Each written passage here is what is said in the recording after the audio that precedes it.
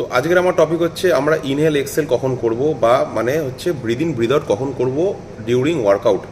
তো এইটা অনেকেই আমাকে জিজ্ঞাসা করে যে দাদা বা স্যার কখন আমি ইনহেল এক্সেল করব। তো তাদের আমি একটা একদম ভালোভাবে বলে রাখি, কোনো সায়েন্টিফিক ল্যাঙ্গুয়েজ ইউজ না করে, কারণ আমি অনেককে দেখেছি খুব সায়েন্টিফিক ল্যাঙ্গুয়েজ ইউজ করে যখন তারা ভিডিও বানায় অনেকের বুঝতে খুবই অসুবিধা হয়। যেমন আমি যদি বলি এখন ইসেন্ট্রিক যখন করব তখন ব্রিদ আউট করব, যখন কনসেন্ট্রিক করব তখন ব্রিদ ইন করব, বা মাসেল যখন স্কুইজ হবে তখন আমরা ব্রিদ ছাড়বো। তো মাথার উপর দিয়ে চলে যাবে না বিগিনার্সদের অনেকের। তো তার জন্য একদম সহজ সিম্পল ভাষায় মাথায় ঢুকিয়ে রাখো, যখন আমরা ওয়েট গ্র্যাভিটির এগেইনস্টে যাবে তখন আমরা সবসময় ব্রিদ আউট করব, রাইট?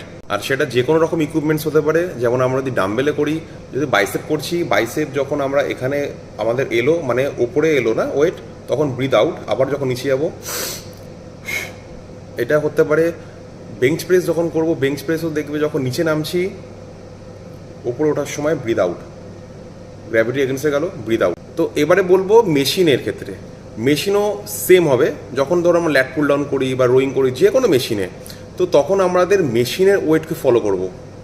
মেশিনের ওয়েট যখন গ্র্যাভিটির এগেইনস্টে যাচ্ছে তখন আমরা ব্রিদ আউট, যখন মেশিনের ওয়েট নিচে আসছে ব্রিদ ইন। সবসময় মাথায় রাখবো যে কোনো রকমের ওয়েট যখন গ্র্যাভিটির এগেইনস্টে তখন আমরা ব্রিদ আউট করে দেবো, ব্যাস।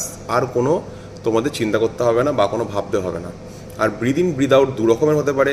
ধরো সিম্পল একটা বলে দিচ্ছি, এটা বুঝে নাও যে বাইসেপ যদি করি আমরা, বাইসেপের সময় আমরা দু রকমভাবে ব্রিদ ইন ব্রিদ আউট করতে পারি। এক নম্বর হচ্ছে হাত যখন আমাদের নিচে গেছে তখনই ব্রিদ ইন, এটা করতে পারি। বা আরেকটা টেকনিক থাকে যেটা হচ্ছে